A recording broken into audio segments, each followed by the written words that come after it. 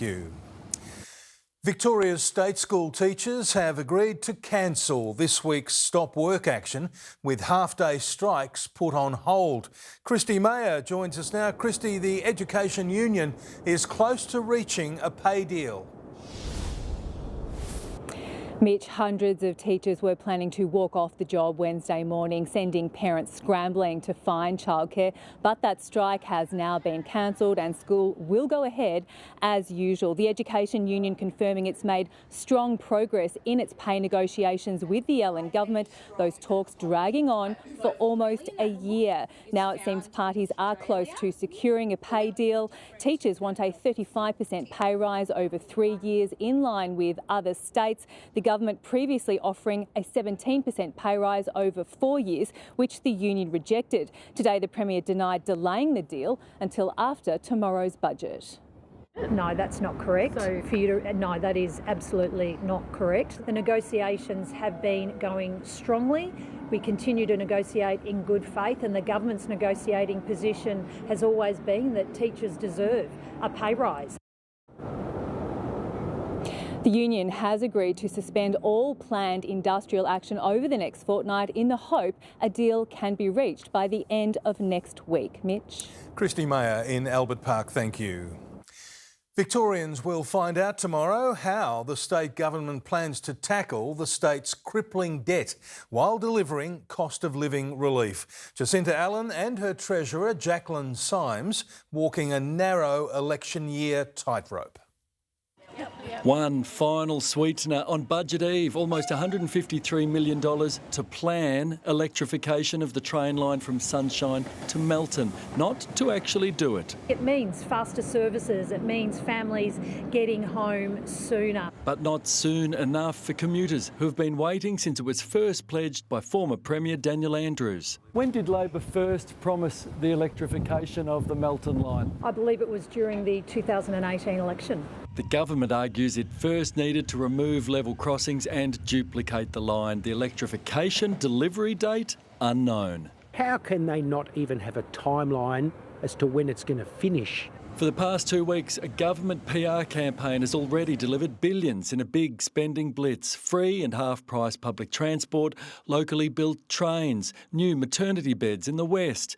For TAFE education, CFA and forest fire management, discount car registration, 2,000 police reservists, new and expanded bus services, more kindergartens and early learning centres, for children's surgeries and upgrades for the Curriculum and Assessment Authority. And 7 News can reveal $59.4 million for in-school programs, including free glasses for kids. Usually about 10% of them will probably have serious undiagnosed eye issues. The screening program picking up Maxine Spink's underdeveloped optical nerve. John was actually able to diagnose our suspicions and then put a support in place. Our schools have been transformed under our government.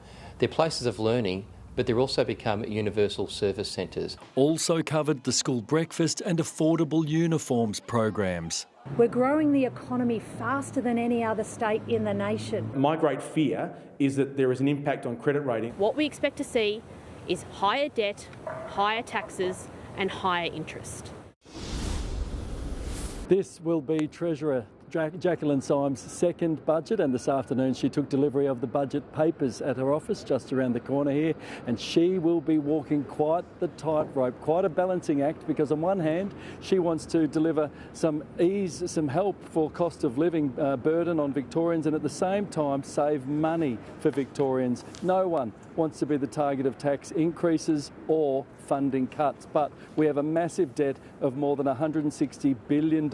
It's set to skyrocket to $199 billion in 4 years' time. The operating surplus to be revealed in the budget tomorrow, set to be around $400 million.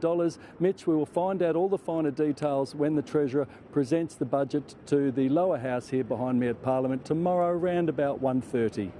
Paul Dowsley on Spring Street, thank you. His voice was unmistakable, his passion for sport undeniable. Today, the life of broadcasting legend Dennis Cometti was honoured by the people whose lives he touched and inspired. To the fans, he was the sound of footy. To his family and friends, he was just Den. Sporting commentary legends unite to mourn the man they called a mentor. His passing has had a profound effect on me. We shared a journey, and for me, that was singularly the most extraordinary I've had in partnership with anybody else in my broadcasting career. He came up behind him like a librarian. He never heard him. Dennis and Bruce called more than 450 games alongside each other.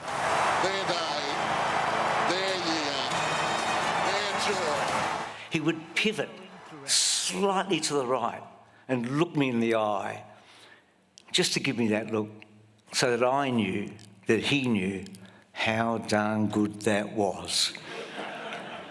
Wilson, like a cork in the ocean. It was like playing with a superstar footballer alongside you. He just made everything better about the broadcast. A former champion waffle player and coach, a Footscray reserves player. He commentated 51 seasons of footy. His style, absolutely unique.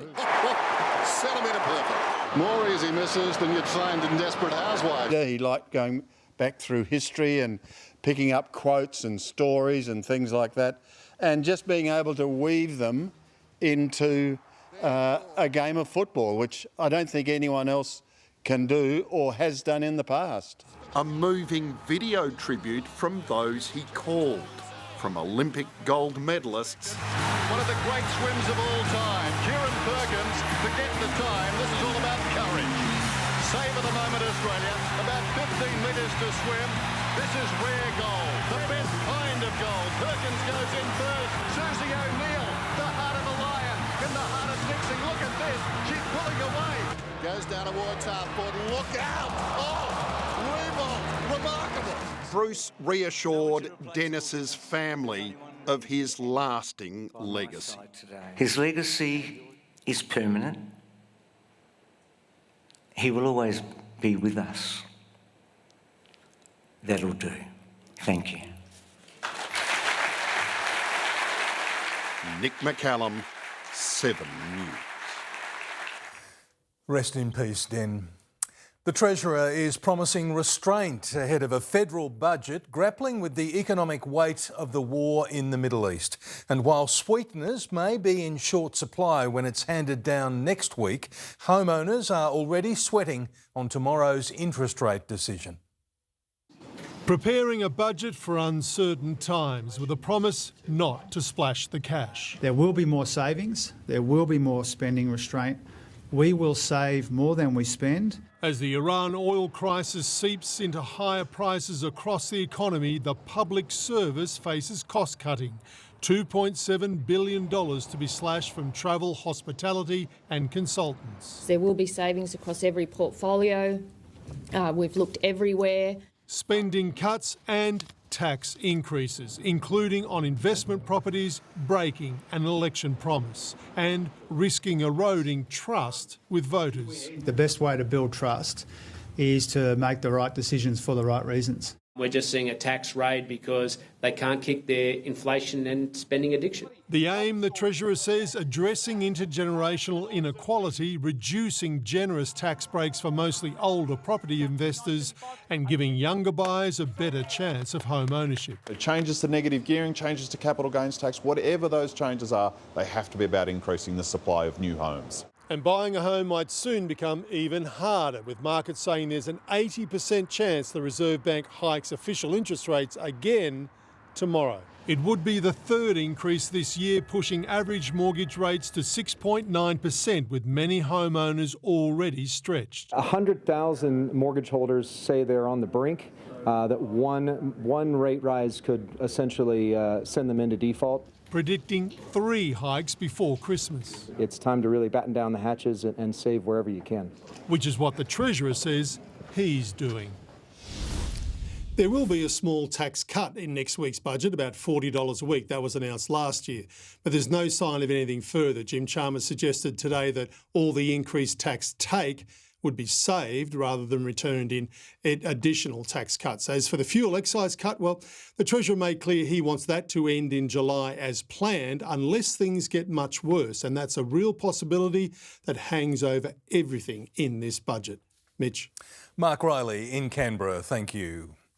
And watch 7 News live at 2:30 tomorrow for the bank's decision. Then join us at 6 for expert analysis on what it means for you and your family. Donald Trump has announced a plan that could kickstart the reopening of the Strait of Hormuz. In coming hours, the US Navy will begin escorting ships stranded in the critical trade corridor to safety. The US president labelling it a humanitarian gesture, but Iran says it's a violation of the ceasefire. Meanwhile, a leaked copy of naval orders is raising stark questions about Australia's role in the war. Tim Lester has exclusive details. Early March, an Iranian frigate in international waters off Sri Lanka becomes the first warship sunk by a US naval torpedo since World War II. At least 87 Iranian sailors died. Days later, confirmation 3 Australian submariners were aboard the sub as it attacked. No Australian personnel have participated in any offensive action. Now, the Greens have shown 7 News a leaked copy of orders from soon-to-be Defence Force Chief Vice Admiral Mark Hammond. Australian naval personnel embedded on US submarines must comply with all lawful and reasonable directions given by US Navy members of a superior corresponding rank. Australians aren't involved. We'll just read the document. They have to do what the US says. Earlier reports suggested the Australians were ordered to their sleeping quarters while the March attack was underway. Long term, though, AUKUS aims for more than 10% of personnel on US nuclear-powered submarines to be Australians. Now, that's almost the definition of contracting out your sovereignty. This as Japan's leader makes her first official visit to Australia. Prime Ministers Takaichi and Albanese signing commitments for tighter relations in several key areas, including energy. Japan supplies 10% of Australia's diesel and relies on Australia for almost half its imported gas. Tim Lester, 7 News. There are shock new developments tonight following the Zach Butters umpire abuse case. Beck Madden, this comes after a controversial tribunal decision. Yes, Peter, the umpire at the centre of it all has been sacked by his other employer. Chief Football reporter Mitch Cleary broke this story this afternoon. Hi, Mitch. This is quite a twist to the ongoing saga. Well, Beck, the AFL has continued to back Nick Foote, but it's Sportsbet that has cut ties with the umpire. For 18 months, he's worked on Sportsbet programs as a horse racing analyst. That came to an end on Friday. The bookmaker saying the Butters fallout has prompted a policy change and they'll no longer employ officials of any code. Foote reported the Power star for insulting language in gather-round, telling the tribunal Butters asked, "How much are they paying you?" after a St Kilda free kick. Butters denied it but was found guilty. The matter later thrown out on appeal, but only on a legal technicality. Foote told 7 News today, "I'm a proud horse racing and umpiring person and continue to share a passion for both. Playing a small part in the AFL is a privilege and I look forward to continuing to serve the game with professionalism in my role for years to come." Meantime, we can reveal the latest AFL investigation into a homophobic slur. Brisbane's Kobe Evans today addressing teammates after a comment made in the VFL on Saturday against Coburg. The Lions say he apologised on field and post-game, but he's set to be the 7th player saying